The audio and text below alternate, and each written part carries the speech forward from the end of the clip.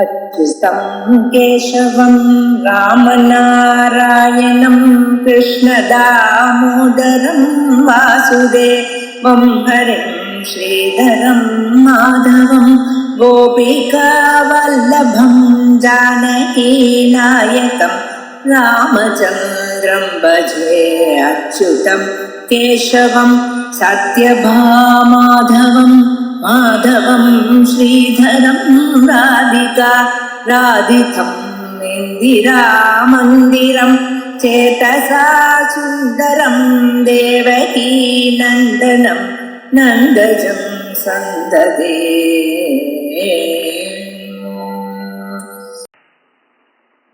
ओम श्री गुरुभ्यो नमः। हरि ओम। सदाशिवसमारम्भां शंकराचार्य मध्यमां अस्मदाचार्य पर्यन्तां वन्दे गुरुपरम्पराम्। श्रुतिस्मृतिपुराणानाम् आलयं करुणालयं नमामि भगवत्पादं शङ्करं लोकशङ्करं शङ्करं शङ्कराचार्यं केशवं बादरायणं सूत्रभाष्यकृतौ वन्दे भगवन्तौ पुनः पुनः। ईश्वरो गुरुरात्मेति मूर्तिभेद विभागिने व्योमवद्व्याप्तदेहाय दक्षिणामूर्तये नमः। गुकारस्वन्धकारो वै ऋकारस्तन्निवर्तकः अन्धकारनिरोधित्वात् गुरुरित्यभिधीयते। ॐ सहना भवतु सहनौ भुनक्तु सह वीर्यङ्करवावहै तेजस्विनावधीतमस्तु मा विद्विषावहैः। ॐ शान्तिः शान्तिः शान्तिः।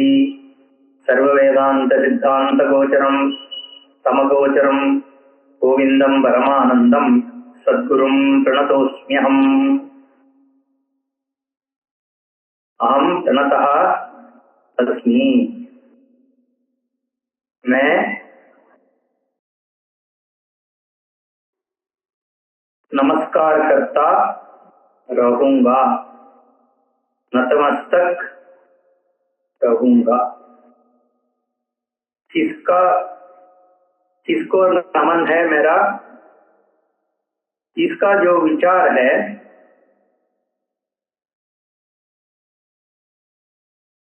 उस विचार में बाकी श्लोक का व्याख्या है। सर्व वेदांत सिद्धांत का सिद्धांतों से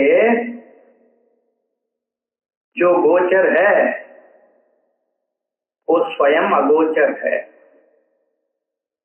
वो कौन है जो अगोचर है? वो तो सद्गुरु है। मेरा जो सद्गुरु जो है वो गोचर नहीं। ये गोचर शब्द से विषय, जो इंद्रियों का विषय है उसको गोचर बोलते हैं। शब्द एक गोचर है क्योंकि मेरे कान से शब्द का ज्ञान होता है, तो इसलिए शब्द जो है वो गोचर है। और जो छू रहा हूं हाथ से, जो छूना होता है ना, या तो मेरे देह के संबंध से जो पता चलता है उसको भी गोचर बोलते हैं। स्पर्श भी एक गोचर है। रस जो है ना, मेरा नाक से जो रस का स्वादिष्ट रस का जो आहार होता है उसको भी गोचर बोलते हैं। और नाक से जो घ्राण होता है वो भी गोचर है। वैसे जो रूप को मैं देखता हूँ वो भी गोचर है। ये सब मेरा इंद्रियों का गोचर विषय है। लेकिन ये जो सद्गुरु है जो मेरे सामने है वो अगोचर कैसे हो गया? वो भी इसी के अंदर आता है ना, उसका भी एक रूप है।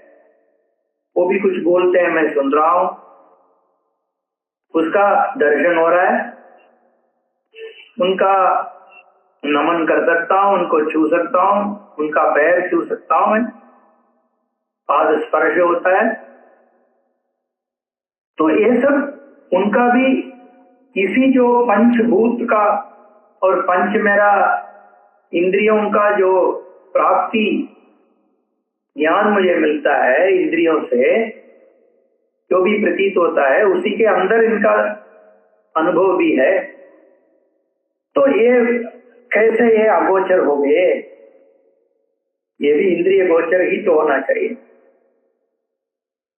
या तो जो विषय मुझे प्राप्त होता है मेरे 5 इंद्रियों से मुझे प्राप्त होता है, या तो मेरे बुद्धि से, मेरे मन से कुछ चीज प्राप्त होता है ना। सभी को मैं देखता नहीं तो हूँ, मेरा सुख का अनुभव होता है, वो मैं आंख से थोड़ी देखता हूँ। और दुख का भी अनुभव होता है, मुझे ये मालूम है, ऐसा मेरा ज्ञान का प्रतीत भी बुद्धि के अंदर हो जाता है। इसका मतलब है मैं उनका साक्षी करता हूँ। मेरे बुद्धि के अंदर जो विचार आ रहा है उसका मैं साक्षी बन रहा हूँ, इससे बोलते हैं साक्षी प्रत्यक्ष।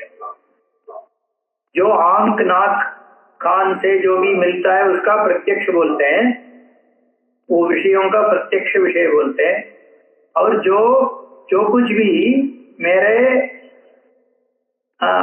मन या बुद्धि, जिसको अंतःकरण बोलते हैं ना, जो अंतःकरण से जो भी पता चलता है वो तो प्रत्यक्ष नहीं है। अक्षम की प्रत्यक्ष का मतलब ये होता है मेरे आंख के प्रति अक्षम प्रति, जो आंख के सामने होते हैं उसको प्रत्यक्ष बोलते हैं। जो आंख से परी जो बात दूर है उसको परोक्ष बोलते हैं। परो अक्षा, अक्षा में माने आंख। तो ये जो ज्ञान होता है ना, जो मेरे अंतर बुद्धि में या मन में अंतःकरण में जो हो रहा है उनको मैं प्रत्यक्ष नहीं बोल सकता, क्योंकि वो सामने थोड़ी है। या तो परोक्ष भी नहीं बोल सकता, तो इसको साक्षी प्रत्यक्ष बोलते हैं। साक्षी के रूप में मैं अंतःकरण के अंदर ही मैं प्रत्यक्ष करता हूं, साक्षी प्रत्यक्ष। इसलिए वो भी गोचर ही है। तो ये जो गुरु सामने है वो तो गोचर ही होना चाहिए, अगोचर कैसे हो गए? तब मुझे ये समझ में आता है कि जो भी मैं गुरु समझता हूं, या तो वो मेरा गुरु नहीं है, कुछ और मेरा गुरु हो सकता है,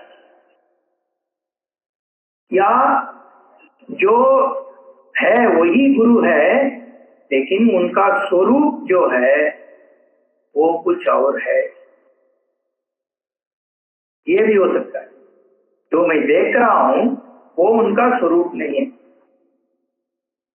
ये हो सकता है ना। इसीलिए दूसरा पद जो इधर आ रहा है वो है परमानंदम। ये परमानंद क्या है? ये गोविंदम परमानंदम, ये गोविंद ही परमानंद है।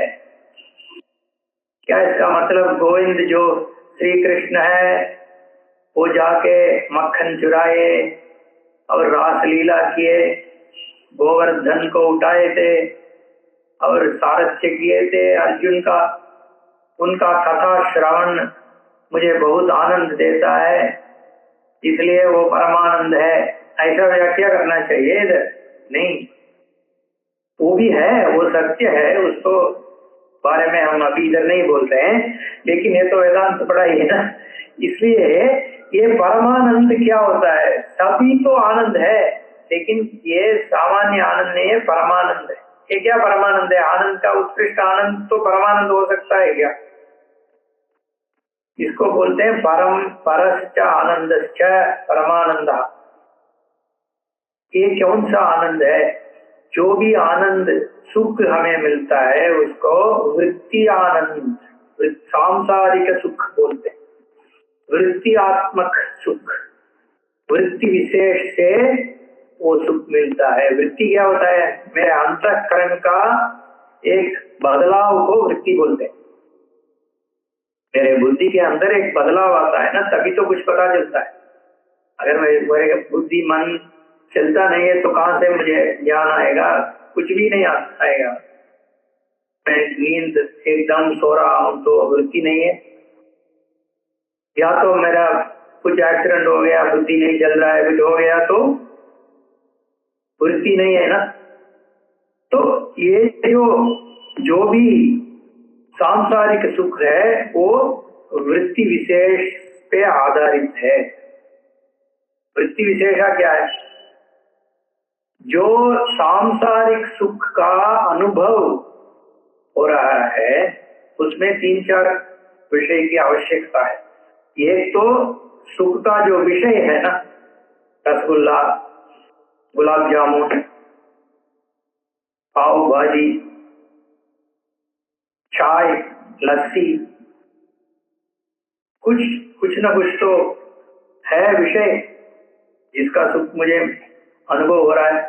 तो विषय एक होना चाहिए, और वो विषय का अनुभव करने के लिए मेरा एक इंद्रिय होना चाहिए, या तो नाक, या तो एक दृश्य मूवी देख रहा हूँ, सिनेमा, तो मेरा आंख का प्रयोग हो रहा है उधर। तो ये सब इंद्रिय होना चाहिए और विषय होना चाहिए।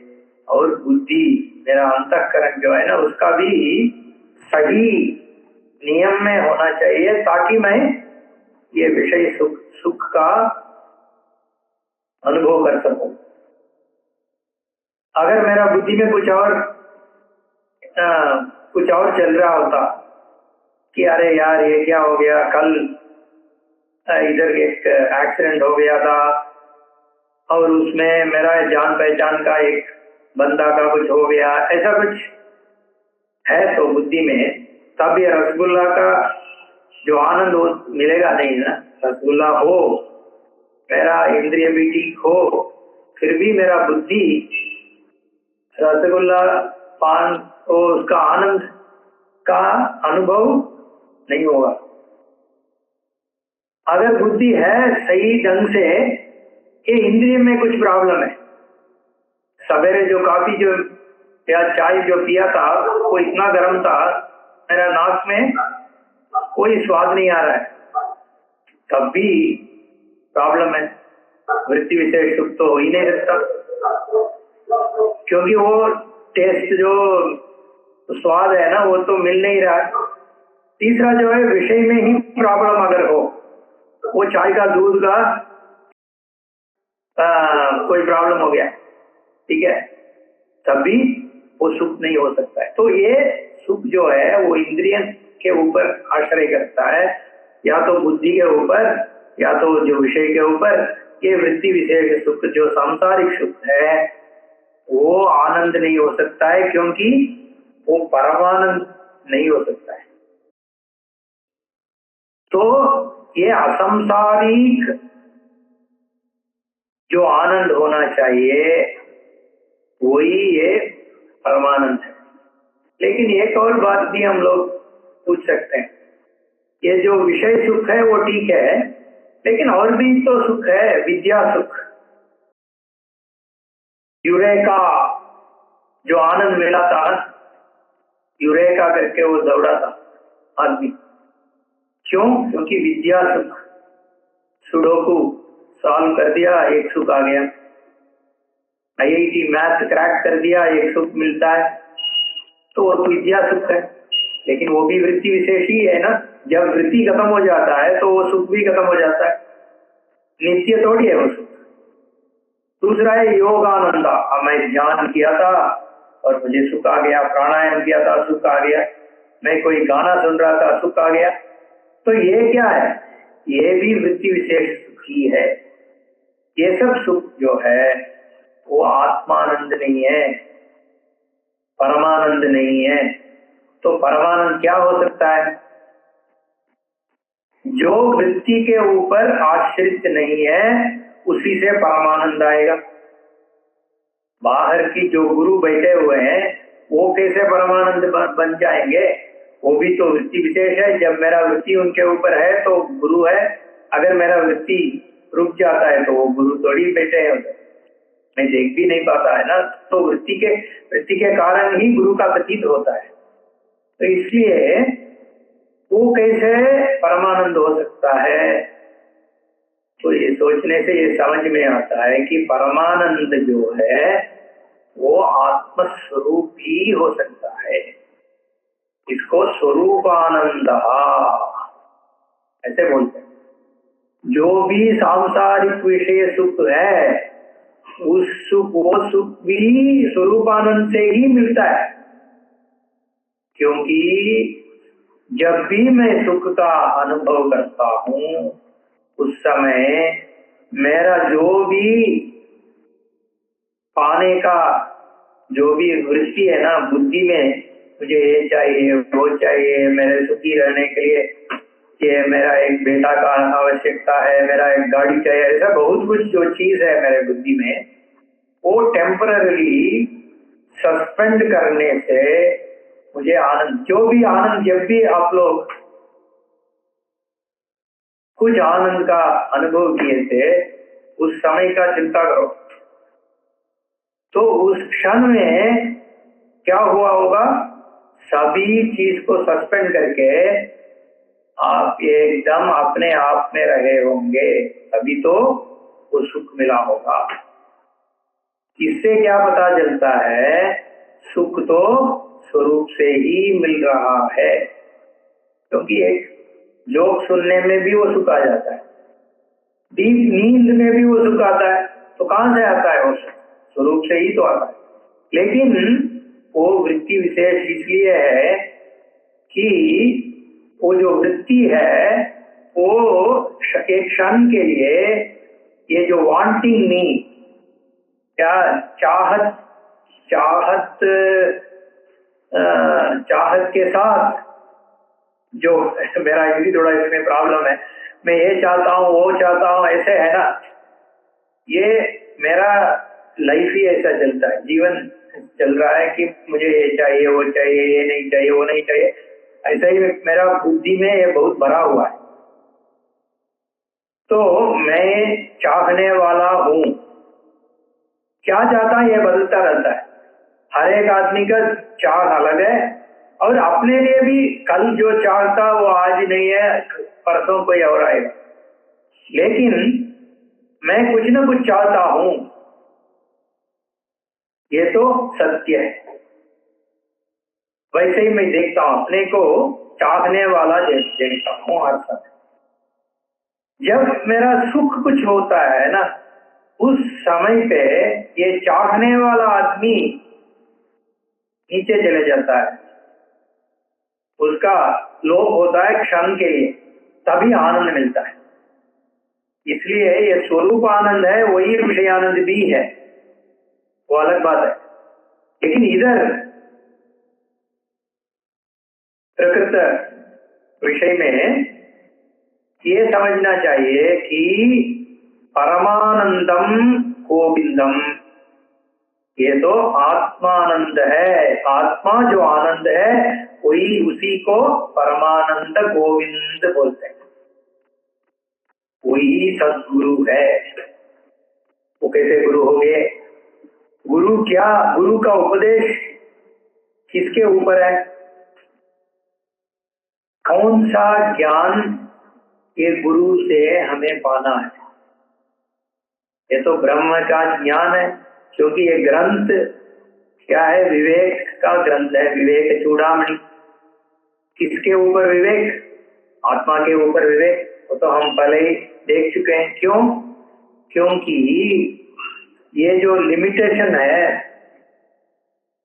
आत्मा का, हम वो 4 पुरुषार्थ के बारे में जो सोच रहे थे ना, जो बात कर रहे थे, मोक्ष पुरुषार्थ। मोक्ष पुरुषार्थ क्या होता है कि मुझे ये जो बंधन, इससे मुक्ति चाहिए। ऐसे ही तो है। लिमिटेशन के बारे में हम बात कर रहे थे ना, कि मेरा क्या बोलते हैं, सिक्योरिटी, इनसिक्योरिटी बात कर रहे थे। इसको हिंदी में क्या बोले थे? सेल्फ इनएडिक्वेसी, इनसिक्योरिटी का हिंदी में क्या, कल कुछ बोल रहा था मैं, मेरा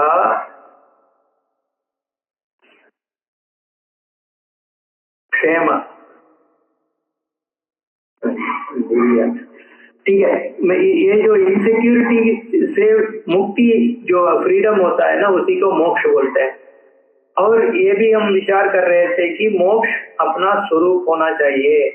आत्मा है, पहले से ही मुक्त है, नित्य मुक्त है, उसका कोई लिमिटेशन नहीं है। यही तो ज्ञान है।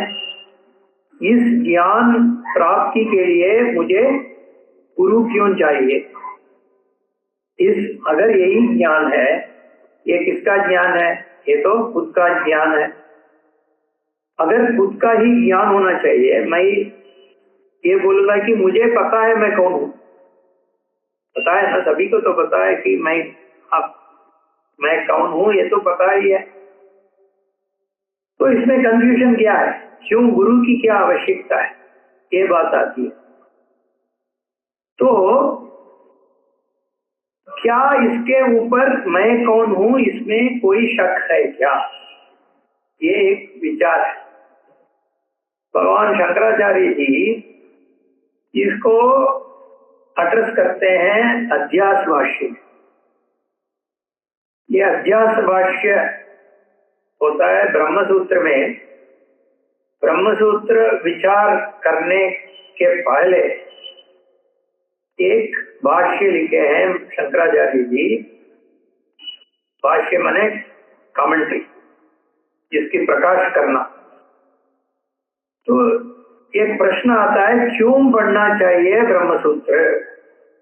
ज्ञान की क्या आवश्यकता है? क्यों ज्ञान चाहिए? ज्ञान कब चाहिए? अगर मुझे कुछ अज्ञान है तभी तो ज्ञान चाहिए।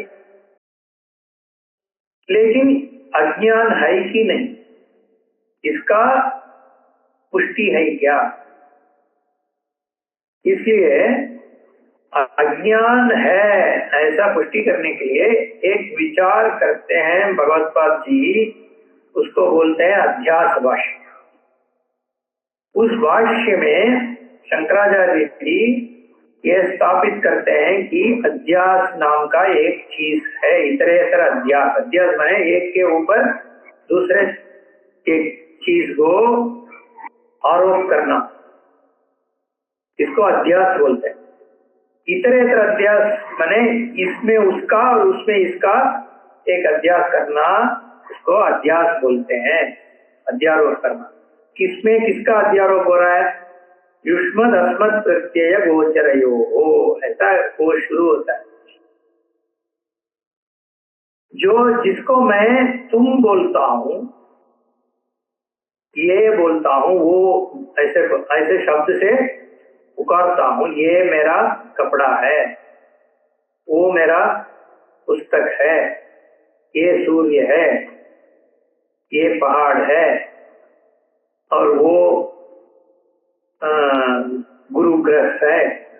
ऐसे ये या वो नाम से तुम, ऐसे जो भी जिसको भी मैं इन शब्दों से बोलता हूँ, वो मैं नहीं हो सकता।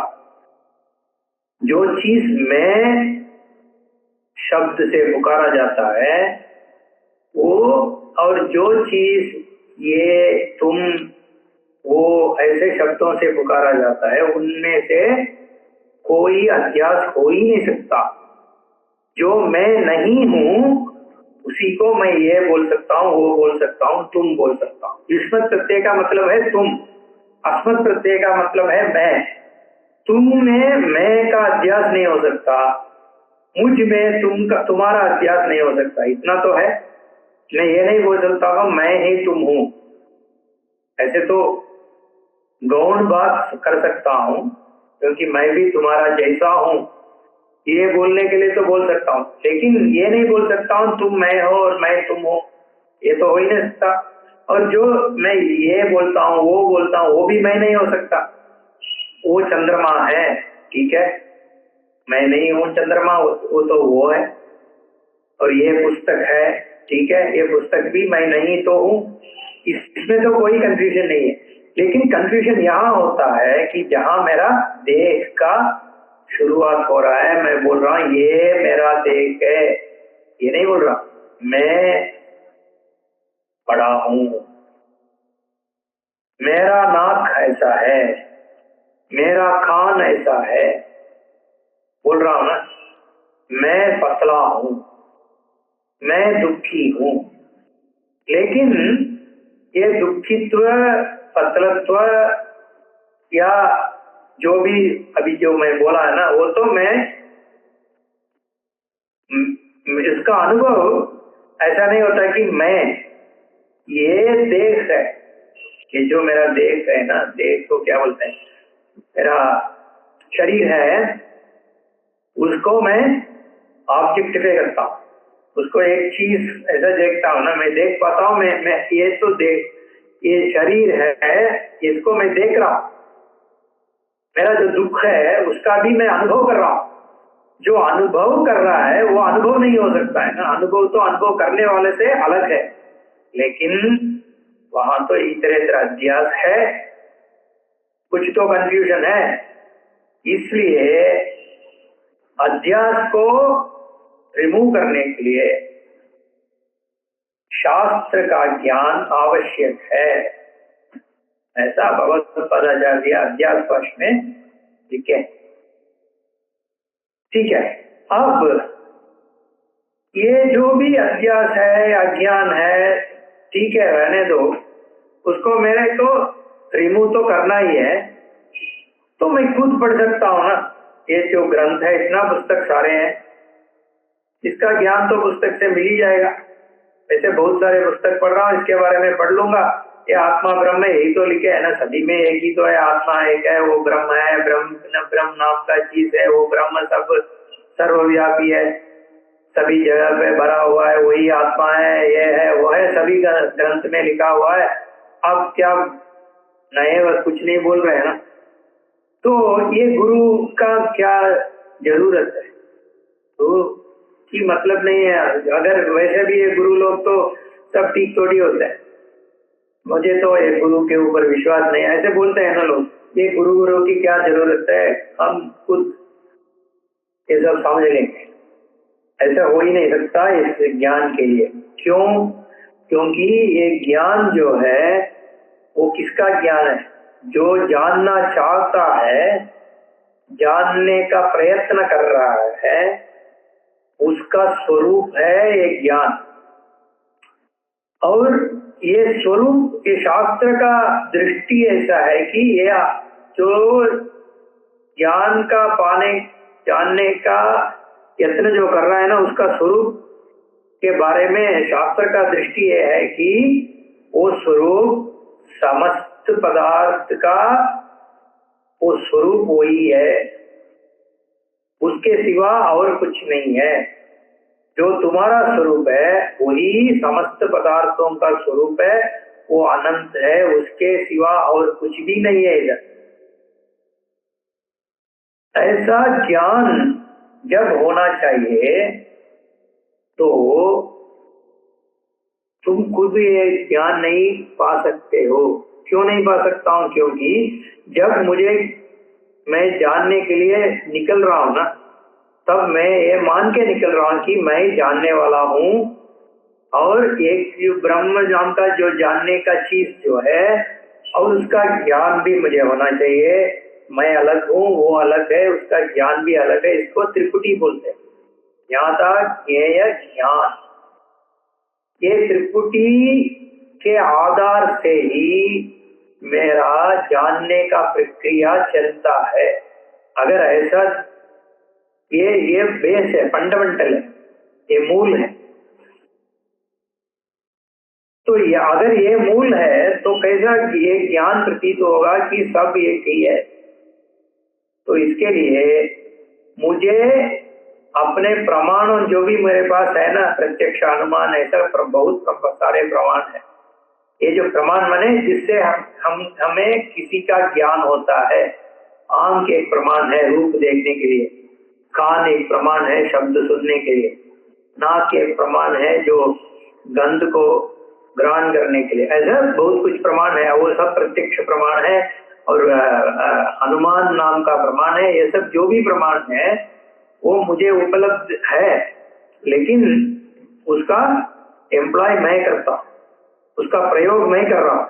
अगर मैं उसका ये प्रमाण का प्रयोग कर रहा हूँ, इसका मतलब है मैं अलग हूँ, ये प्रमाण अलग है। जो प्रमेय है, जिसका प्रमाण, जिसका ज्ञान के लिए प्रमाणों का इस्तेमाल कर रहा हूँ, वो प्रमाण, प्रमेय वस्तु और मैं और ये प्रमाण अलग अलग चीज है। ऐसा आधार से ही ये ज्ञान का वृत्ति चलता है। तो इससे सर्वव्यापी ब्रह्म का ज्ञान हो नहीं सकता। तो कैसे होगा ये ज्ञान? इसके लिए एक स्वतंत्र प्रमाण की आवश्यकता है। वो स्वतंत्र प्रमाण को बोलते हैं सर्व वेदांत सिद्धांता। समस्त वेदांतों का जो अंत सिद्ध हुआ है, सिद्ध साध्य, साध्य माने जिसको मैं सिद्ध करना चाहता हूँ। ऐसे ये सर्व वेदांत वाक्यों को लेके जो साध्य, अर्थ का साधन, साध्य सिद्ध करने के लिए मैं जो भी विचार करके एक सिद्ध हुआ, क्या है, महावाक्यों को सिद्धांत बोलते हैं। जिसका वेदांतों का जो अर्थ सिद्ध हुआ है, उन महावाक्यों से ये परमानंद गोविंद स्वरूप गोचर है, उनसे मुझे ज्ञान मिलता है। वो कैसे ज्ञान मिलेगा? वेदांत वाक्यों से, क्योंकि ये ज्ञान मेरा खुद का ज्ञान है, उसके लिए प्रत्यक्षों का जरूरत नहीं है। मेरे खुद का ज्ञान के लिए मुझे कोई प्रमाण को एम्प्लॉय कर भी नहीं सकता हूँ और करने की आवश्यकता भी नहीं है, क्योंकि मैं स्वयं प्रकाश वस्तु हूँ। मैं खुद प्रकाश, मेरा प्रकाश स्वयं हो जाता है, होता रहता है। उसका प्रकाश का कोई अंत नहीं है। प्रतिबोध विदितम मतम, अरे ज्ञान के लिए मेरा स्वरूप का प्रकाश की आवश्यकता है और मेरा स्वरूप का प्रकाश ही ज्ञान के रूप में प्रतीत हो रहा है। अगर ऐसा है तो इसके ज्ञान के लिए मुझे कोई और प्रमाण की आवश्यकता नहीं है, क्योंकि मैं स्वयं प्रकाश हूँ। फिर वेदांत वाक्यकार क्या करता है? ये आके जो भी मेरा ज्ञान है उसका मुझे कुछ और चीज के रूप में मेरा जो मानना है, वो जो मेरा मान्यता है, वो मान्यताओं को निकाल के मेरा अपना स्वरूप को, जो स्वयं प्रकाश है, उसका प्रकटन होने के लिए वो एक वृत्ति आत्मक काम करता है। उपनिषदों का यही काम है, जो अज्ञान को निवृत्ति कर देता है। अज्ञानेन आवृतम ज्ञानम तेन मुह्यन्ति जन्तवः। तो ये ज्ञान जो है मैं जाके पढ़ नहीं सकता हूँ, क्योंकि ये स्वतंत्र प्रमाण है, इसलिए इसका श्रवण की जरूरत है। मुझे बैठ के ये विजन को श्रवण करना चाहिए, क्योंकि मैं तत्काल अपने अहंकार को ड्रॉप करके मुझे ये शास्त्र दृष्टि पाने के लिए एक सद्गुरु की वाक्य का श्रवण करना चाहिए। ये सद्गुरु कौन है? उनका वाक्य क्यों इतना बड़ा महत्व क्यों रहता है? क्योंकि वो जो बोल रहे हैं ना, वो खुद की बात थोड़ी बोल रहे हैं। वो वेदांत शास्त्र का जो विचार है उसका उपदेश करने वाले को सद्गुरु बोलते हैं। सद्वस्तु माने ब्रह्म वस्तु, सद्वस्तु का ज्ञान देने वाला को सद्गुरु बोलते हैं, जो शास्त्रोक्त वाक्य का उपदेश करते हैं। ये जो शब्द है ना, शाब्दम प्रमाण, वेद को शाब्द प्रमाण बोलते हैं। इनका वेद शब्द, जो भी उन वेदों में जो शब्द है, वेदांत में शब्द है, उसका सही ढंग से प्रयोग करना चाहिए, क्योंकि उन्हीं शब्दों से ज्ञान मिलता है। क्योंकि जो दृष्टि है वेद का जो एक दृष्टि है ना, एक दर्शन, उसी दृष्टि पाने से, दर्शन पाने से ज्ञान हो जाता है। तो वो दृष्टि को देने के लिए गुरु के पास क्या होना चाहिए? खुद को उनको दृष्टि होना, वेद का दृष्टि उनको हुआ होना चाहिए, और वेद वाक्यों का प्रयोग करने का वो जो एक संप्रदाय है ना, उसको उसका ज्ञान होना चाहिए, और गुरु को उपदेश करने के ताकत होना चाहिए। ये सब जब सब एक साथ मिल जाता है तभी तो एक गुरु का जो वाक्यों का एक फल मिलता है ज्ञान के रूप में। इसलिए ये सर्व वेदांत सिद्धांत का गोचर सद्गुरु से ही मिलता है। इसीलिए भगवान बोले हैं भगवद गीता में, तद्विधि प्रणिपातेन परिप्रश्नेन सेवया उपदेक्षन्ति ते ज्ञानम ज्ञानिनः तत्वदर्शिनः। जो तत्वों का दर्शन किया है वही ज्ञान का उपदेश कर पाएंगे। और हमें कैसा वो ज्ञान प्राप्त करना चाहिए? जाके विधि प्रणिपातेन, उनको प्रणाम करके, उनके पाद सेवन करके उनसे ज्ञान पाओ। प्रणिपतनम बहुत बहुत मुख्य चीज है, गुरु के शरणागति करना ये, क्योंकि तभी श्रद्धा आता है। बहुत बार ऐसा होता है गुरु कुछ बोल रहे होंगे हमारे बुद्धि में ना, उसके विपरीत कुछ चीज हमारे बुद्धि में आ जाते हैं। गुरु के कारण नहीं, अपना बुद्धि में जो भी है ना, उसके कारण विपरीत जो भावना आता है, तो विपरीत भावना से वो जो भी गुरु बोलने चाह रहे हैं शास्त्र वाक्य, वो अंदर नहीं जाएगा। तो इसलिए एक श्रद्धा की जरूरत है। अगर श्रद्धा होगा तभी ये जो प्रतिबंध है ना वो निकलेगा, उसका असर नहीं पड़ेगा। इसलिए शरणागति जो श्रद्धा एक चीज है जिससे ये प्रॉब्लम का टेम्पररी सॉल्यूशन, ज्ञान से परमानेंटली चला जाता है, लेकिन ये श्रद्धा एक बहुत जरूरी चीज है। और ये गुरु के वाक्यों, शास्त्र वाक्य में श्रद्धा के लिए ये प्रणतः शरणागत परिप्रश्नेन सेवया, इसलिए भगवान सेवा की भाव, गुरु सेवा का भाव ये गुरु के लिए नहीं है, ये शिष्य के लिए है, ताकि ये ज्ञान प्राप्ति हो सके। और हर एक का अच्छा गुरु मिलना भी मुश्किल है, क्योंकि कश्चित् यतति सिद्धये यततामपि सिद्धानां कश्चिन्मां वेत्ति तत्वतः। बहुत लोगों में किसी एक का ही एक ज्ञान होता है, उनमें से कोई न कोई तो सही से ढंग से इसका शास्त्र का जो विचार है उसका ज्ञान दे सकता है। मनुष्याणाम कश्चित् यतति सिद्धये, सिद्धि के लिए बहुत हजारों में से एक ही तो सिद्धि का प्राप्ति के लिए चलता है। उनमें से कौन आके गुरु बनता है और सही से ये शास्त्र पाठ पढ़ा सकता है, ये तो बहुत दुर्लभ है। ऐसे भगवान की भगवद गीता श्लोक है, तो ये सब इस श्लोक में है। सर्व वेदांत सिद्धांत गोचरम तम अगोचरम।